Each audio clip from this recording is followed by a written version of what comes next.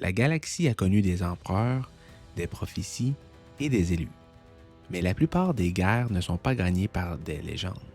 Elles sont gagnées par des hommes ordinaires, forcés de faire des choix extraordinaires.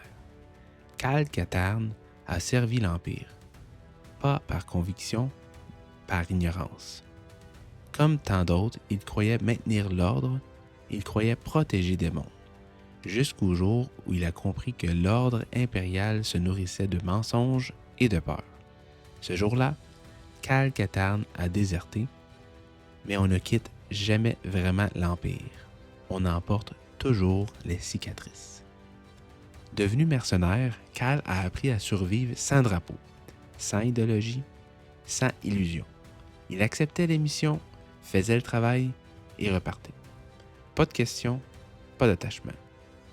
La galaxie lui avait appris une leçon simple. Croire, c'est perdre. Espérer, c'est souffrir. Alors, il avançait seul, convaincu que l'indépendance était la seule forme de liberté.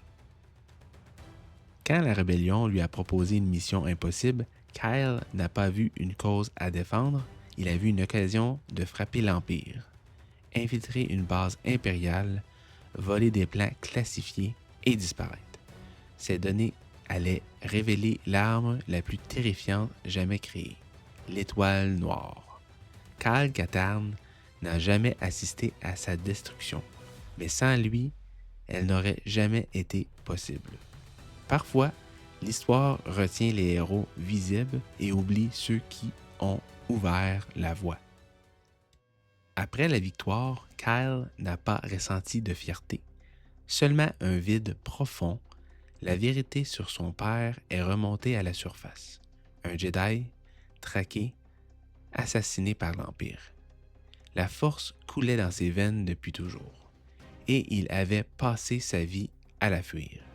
Car la force n'est pas un don innocent, elle exige des choix, et chaque choix laisse une trace. Kyle ne cherchait pas la force, elle s'imposait à lui. Des visions, des instincts impossibles à ignorer. Une puissance qui répondait à sa colère. Contrairement aux Jedi d'autrefois, personne ne l'avait préparé. Personne ne lui avait appris à résister. La force ne l'élevait pas, elle le testait. Quand Luke lui a parlé des Jedi, Kyle n'a pas vu un idéal. Il a vu un ordre disparu, un échec historique. Les Jedi avaient suivi des règles strictes et pourtant, ils avaient chuté. Pourquoi répéter les mêmes erreurs? Kyle Katarn ne voulait pas être façonné. Il voulait rester maître de ses décisions. Il a refusé l'enseignement, refusé les traditions, refusé d'être enfermé dans une légende. Sans guide, la force devient dangereuse. Kyle a utilisé sa puissance pour survivre, pour gagner, pour dominer. La colère rend la force plus rapide, plus directe, plus séduisante. Et pendant un temps, Kyle a cru la contrôler. Mais l'ombre n'a pas besoin de chaîne. Elle attend simplement qu'on baisse la garde. Kyle n'a pas chuté dans un éclat de violence.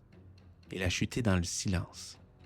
Lorsqu'il a compris que ses choix le rapprochaient de ce qu'il détestait, il s'est arrêté. Il a compris une vérité essentielle.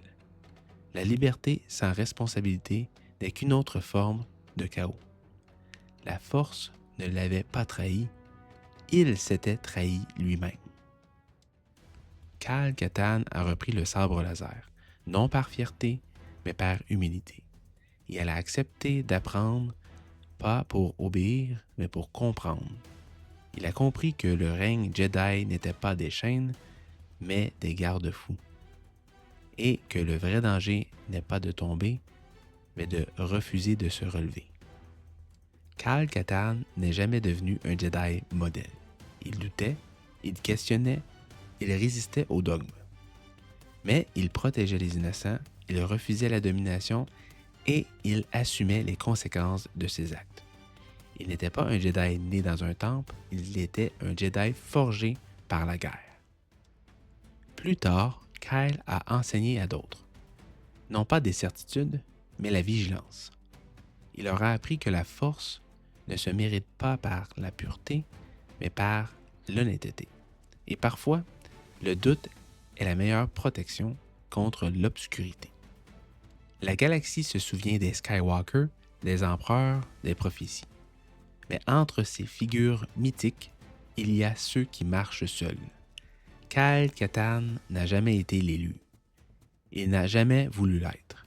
Il a simplement refusé que son passé décide de son avenir. Et parfois, ce sont ces choix silencieux qui maintiennent la force en équilibre.